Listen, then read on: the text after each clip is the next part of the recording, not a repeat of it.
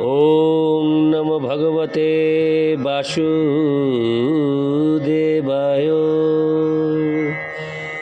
ওং নমো ভগবতে বাসুদেবায়।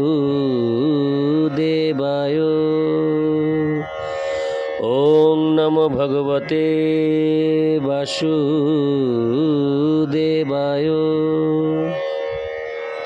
হরে কৃষ্ণ।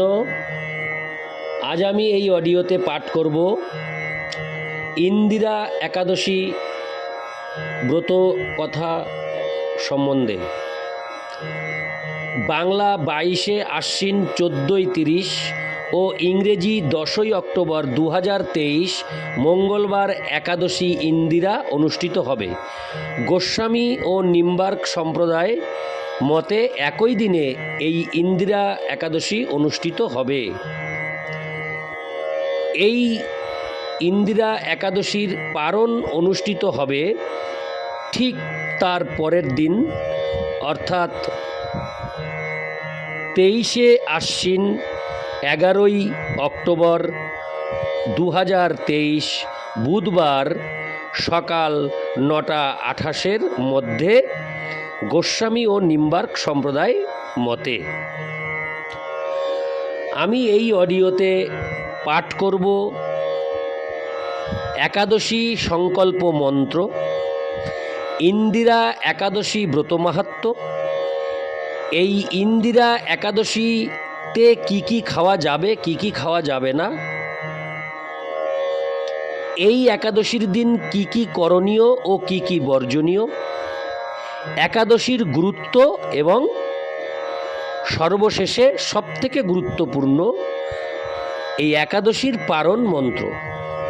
আমি পরপর বিস্তারিত পাঠ করব ও বর্ণনা করব। আপনারা সকলেই খুব ধৈর্য সহকারে শ্রবণ করুন। সর্বপ্রথম একাদশী সংকল্প মন্ত্র। একাদশাং নিরাহারো স্থিতা ওহম অপরেহনি ভক্ষামি পুণ্ডরীকাক্ষ শরণং মে ভাবাচ্যুত।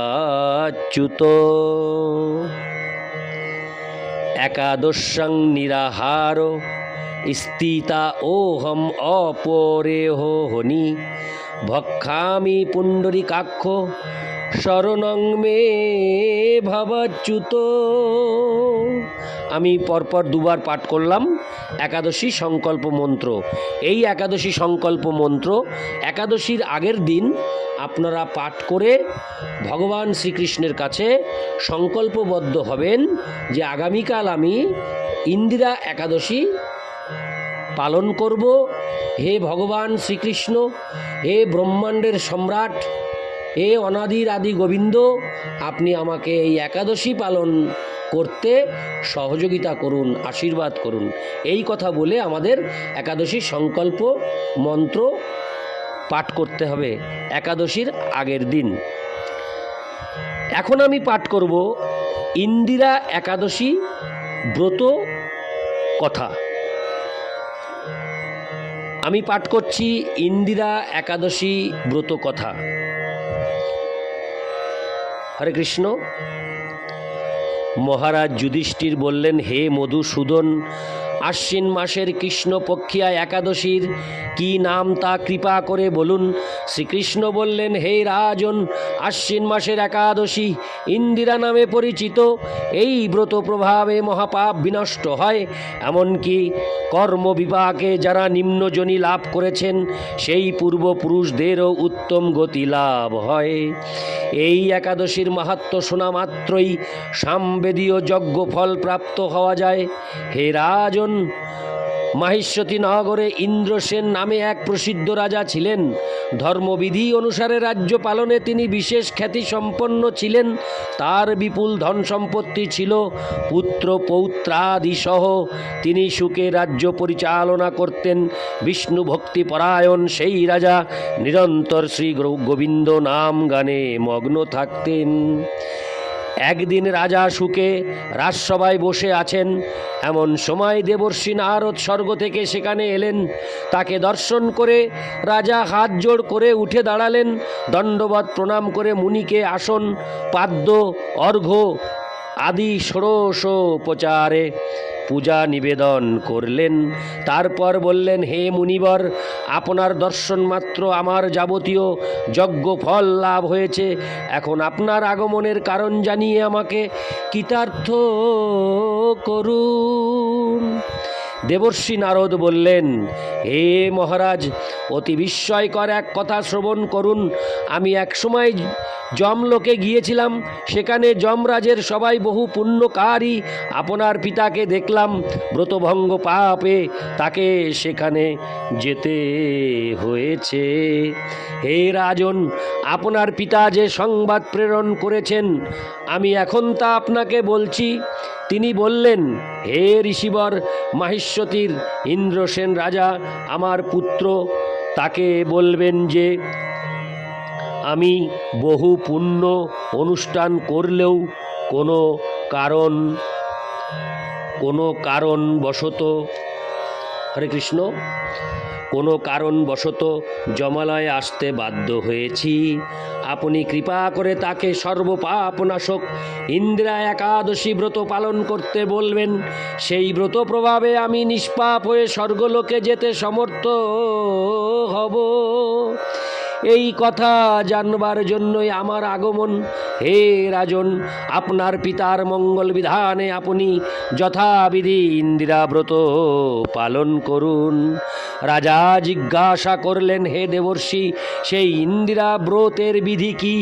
কোন তিথি বা কোন পক্ষে এই একাদশী ব্রত করা কর্তব্য, তা কৃপা করে আমাকে বলুন। দেবর্ষি উত্তর দিলেন, হে মহারাজ, আশ্বিন মাসের কৃষ্ণপক্ষে দশমীর দিন শ্রদ্ধা সহকারে প্রাতঃ স্নান করবেন, মধ্যাহ্নে ভক্তিভাবাপন্ন হয়ে পুনরায় স্নান করবেন এবং রাত্রিকালে ভূমিতে শয়ন করবেন। পরদিন একাদশীতে প্রাতঃকৃত্যাদি সমাপন করে নিরাহারে থাকবেন। ব্রতের নিয়মাবলী দৃঢ়ভাবে পালন করবেন। হে পুণ্ডরীকাক্ষ, হরে কৃষ্ণ, হে পুণ্ডরীকাক্ষ, হে অচ্যুত, এ শরণাগতের প্রতি কৃপা করুন। এভাবে শ্রদ্ধা সহকারে শালগ্রাম পূজা করে পিতার উদ্দেশ্যে ব্রতের ফল অর্পণ করবেন। দ্বাদশীর দিন সকালে ভক্তি ভরে শ্রী গোবিন্দের পূজা করে ব্রাহ্মণ ভোজন করিয়ে অবশেষে নিজে মহাপ্রসাদ গ্রহণ করবেন। হে রাজন, বিধি অনুসারে শ্রীহরি এবং ভক্তদের অর্চন করলে আপনার পিতৃবর্গ মুক্তি লাভ করে শীঘ্রই বৈকুণ্ঠে গমন করবেন। রাজাকে এই উপদেশ দিয়ে দেবর্ষি নারদ প্রস্থান করলেন। রাজা ইন্দ্রসেন মুনিবরের উপদেশ অনুসারে পুত্র পরিজন সহ ভক্তি সহকারে এই ইন্দ্রা ব্রতের অনুষ্ঠান করলেন। তখন দেবলোক থেকে পুষ্পবৃষ্টি হতে লাগলো এবং তার পিতাও বিষ্ণুলোকে গমন করলেন। তারপর রাজা ইন্দ্রসেন নিজ পুত্রকে রাজ্যভার অর্পণ করে নিজেও বিষ্ণুলোকে ফিরে গেলেন। এই ইন্দিরা একাদশীর মাহাত্ম্য পাঠে ও শ্রবণে মানুষ সকল পাপ মুক্ত হয়ে বিষ্ণুলোক প্রাপ্ত হয়। হরে কৃষ্ণ, আমি এতক্ষণ পাঠ করলাম ইন্দিরা একাদশী ব্রত মাহাত্ম্য কথা। এখন আমি পাঠ করব এই একাদশীতে কি কি আমাদের কর্তব্য করণীয়, একাদশীতে কি কি খাওয়া যাবে।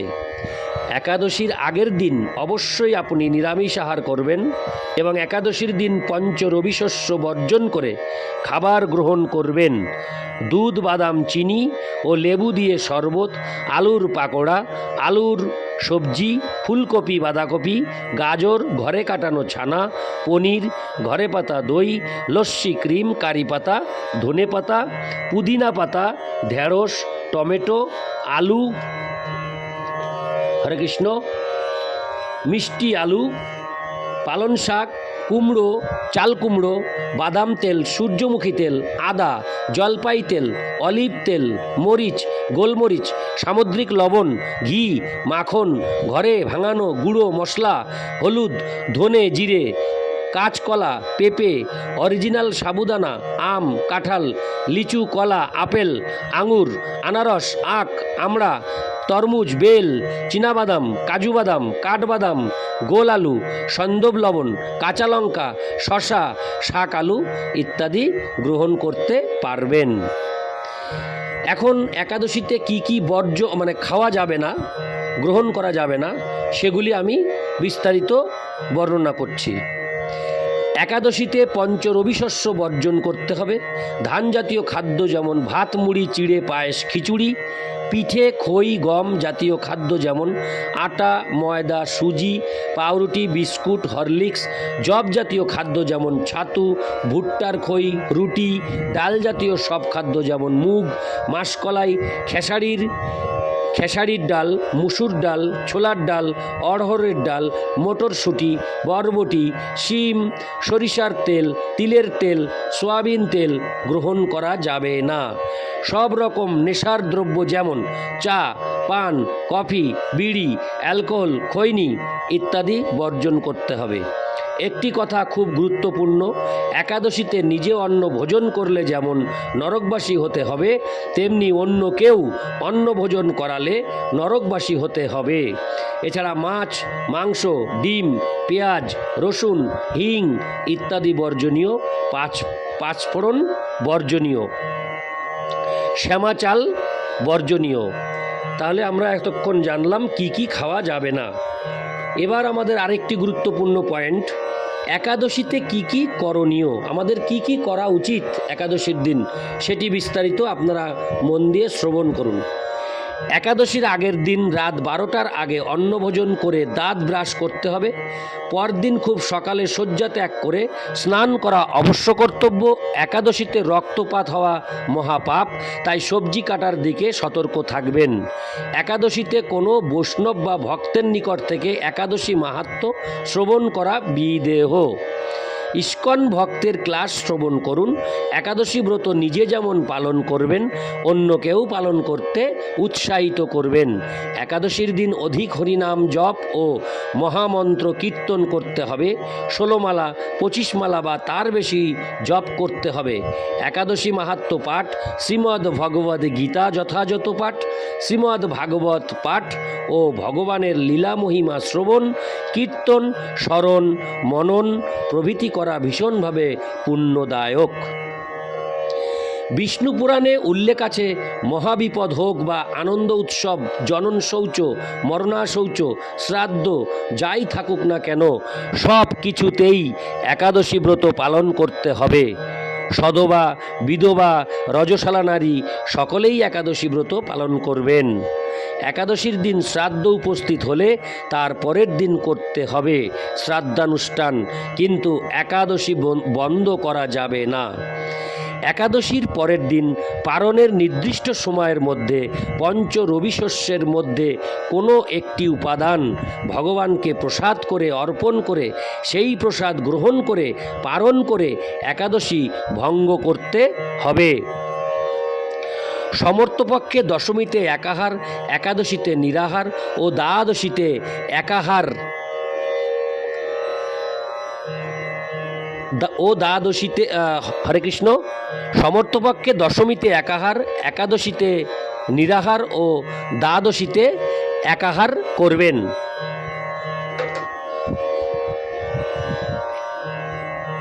যদি উহাতেও অসমর্থ হন, একাদশীতে পঞ্চরবিশস্য বর্জন করে ফলমূলাদি অনুকল্প গ্রহণের বিধান রয়েছে। একাদশীর যে মূল কাজ, সেই একাদশীর মূল কাজ হলো নিরন্তর ভগবানকে স্মরণ করা। তাই আপনারা যে নিয়মে পালন করুন না কেন, ভগবানকে ভক্তি ভরে স্মরণ করাই যেন আপনার মূল কাজ হয়, সেই দিকে লক্ষ্য রাখতে হবে। হরে কৃষ্ণ।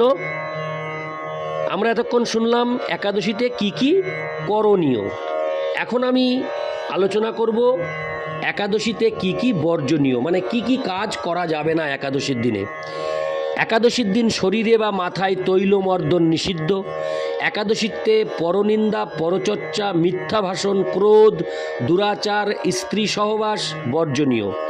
একাদশীতে কাহারও সাথে ঝগড়া বিবাদে জড়ানো যাবে না। মনকে ভগবানের পদেই সর্বক্ষণ স্থিত রাখতে হবে।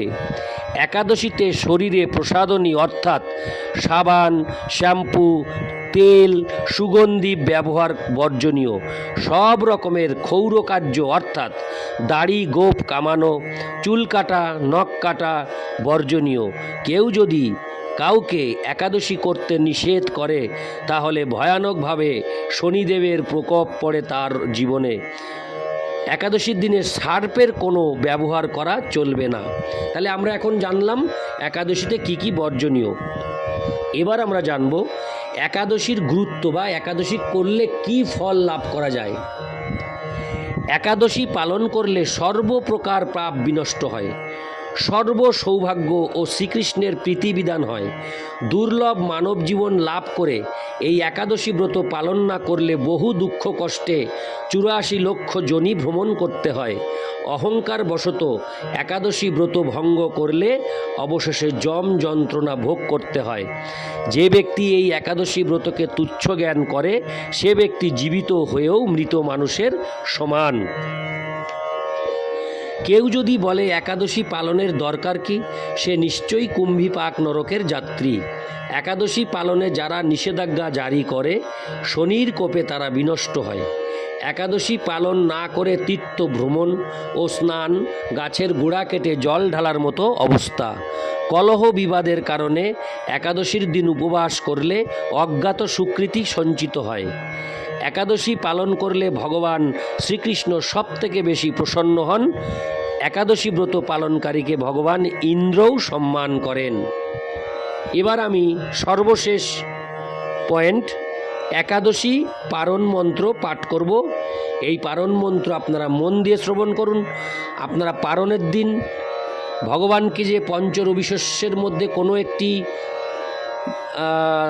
ভোগ নিবেদন করে আপনারা পারণ করবেন, সেই পারণ করার আগের মুহূর্তে এই মন্ত্র পাঠ করবেন। অজ্ঞানতিমিরান্ধস্য ব্রতেনানেব কেশব প্রসীদ সুমুখনাথ জ্ঞানদৃষ্টি প্রদভব। আমি আরেকবার পাঠ করছি একাদশী পারণ মন্ত্র। অজ্ঞানতিমিরান্ধস্য ব্রতেনানেব কেশব প্রসীদ সুমুখনাথ জ্ঞানদৃষ্টি প্রদভব। অন্য ব্রত না করার কোনো কুফল আপনার উপর বর্ষিত হবে না আপনি যদি একাদশী ব্রত পালন করেন। তাহলে বুঝেই দেখুন একাদশী ব্রত কত মাহাত্ম্যপূর্ণ, কত গুরুত্বপূর্ণ মানব জীবনে। তাহলে আপনি কেন একাদশী ব্রত পালন করবেন না? একাদশী ব্রত পালনের প্রকৃত উদ্দেশ্য কেবল উপবাস করা নয়, নিরন্তর শ্রী ভগবানের স্মরণ, মনন ও শ্রবণ কীর্তনের মাধ্যমে একাদশীর দিন অতিবাহিত করতে হয়। শ্রীল প্রভুপাদ ভক্তদের একাদশীর দিন 25 মালা বা যথেষ্ট সময় পেলে আরও বেশি জপ করার নির্দেশ দিয়েছেন।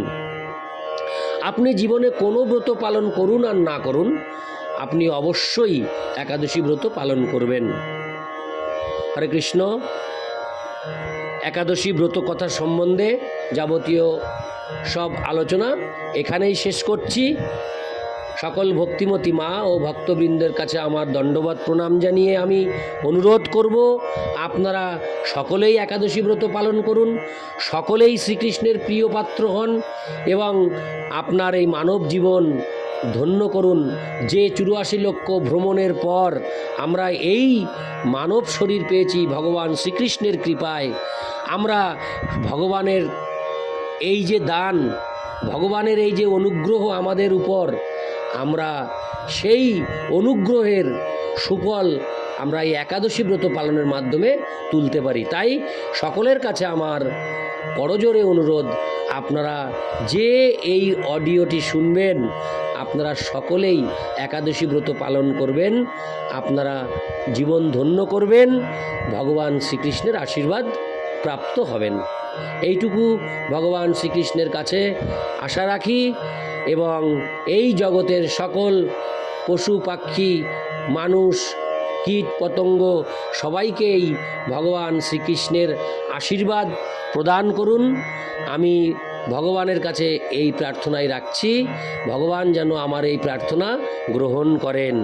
হরে কৃষ্ণ কৃষ্ণ কৃষ্ণ হরে হরে, হরে রাম রাম রাম হরে হরে। হরে কৃষ্ণ।